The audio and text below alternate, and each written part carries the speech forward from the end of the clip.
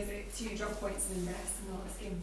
Yeah, it was disappointing, but I was more frustrated the previous game against Morton because I didn't think the performance was the levels that we've hit, but I actually thought we performed very well against Inverness and created a lot of chances, and it was just that final moment that we couldn't take. So disappointed and dropped 2 points, but the actual performance was very good.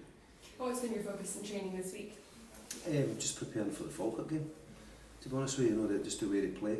Obviously the boys came in, trained one day. Today actually we looked at the previous game, or the difference between the two previous games, the difference between the Morton game and the Inverness game, and the quality we had in the Inverness game, and try to carry that through the game Saturday. So it's been decent so far.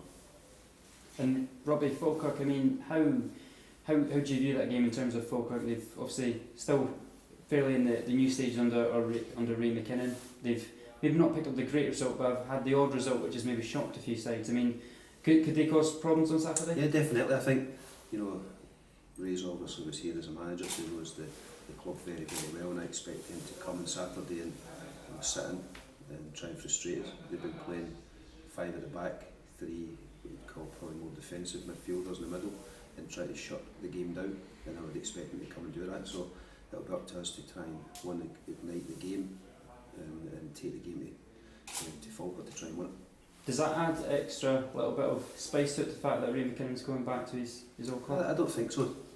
Nowadays managers move quite regularly, so you find quite a lot of managers have been to a lot of the clubs that works nowadays, so I don't think it adds any more spice to it at all. It'll be, it's going to be a tough game, and I watched the previous couple of games, and they've set up very defensively, sitting in, making it difficult for their teams and try to hit them on the counter, and I would be very surprised if they didn't do that against us. And kind of, you've now gone 3 games without the win. You of course were on a really impressive run before that. It's too early in the season to brag the must-win games, but how crucial is it to get back to winning ways? Yeah, look, I said when I came in we had a really good start, that there would be periods in the season where we drop points. We've had that little period, and again, you're right, we need to get back winning again. But like I say, that the performance last Saturday, I was pleased with it. Although we didn't get the points we probably deserved, if we can carry that performance forward into the coming games, then I'm more than confident that we'll win games. So you think if you do more of the same, the win will come? Yeah, you look at the game last Saturday at Inverness, and we created 4 or 5 good opportunities that we probably should score for, and on another day we probably would. So I would rather have that than go into games and just grinding it out. I thought the performance was good, just we didn't probably get what we deserved. And talk of potential new ownership is something that's been rumbling on for the last few weeks. Is there any new information that you can share at all? As far as I know, to be honest, I try and take a bit of a back seat from it.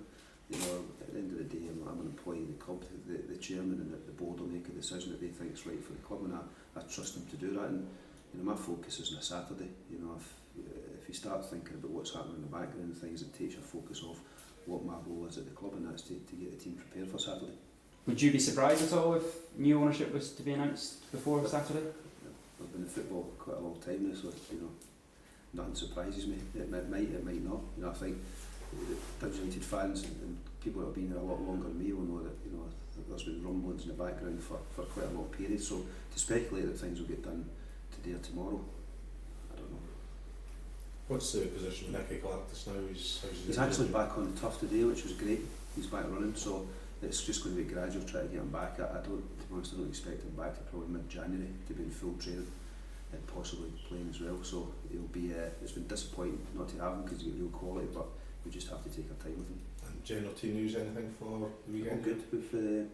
With a couple of illnesses towards the end of last week, just going into the Inverness game, but that's kind of cleared itself up now. With a full squad today, apart from Nicky and Toshney, but as I say, both of them are back on the grass, so we're looking good for Saturday. With you mentioned about the number of chances that you had at the game on Saturday, and that Falkirk you expect are going to set up quite defensively, so that might limit the chances.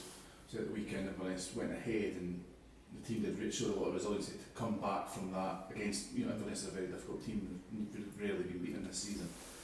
So do you maybe tweak the game plan a little bit against Falkirk, taking into account the fact that they play 5 at the back and 3 sitting? They play a different system to Inverness, so we have to look at that, and we have to try and get areas that we think we can exploit. But to be honest, it will probably be quite a similar game, because like you say, Inverness scored pretty early in the game, and then they kind of camped in a wee bit as well and just try to hit us in the counter attack, and it'll be much the same as Falkirk will do, just a different kind of shape. So, you know, we have to focus on ourselves. You know, in my opinion, we're a very good team. We need to make sure that we take our game plan to them, but also we have to look at them and see where we can try and isolate them and try and make the most out of them.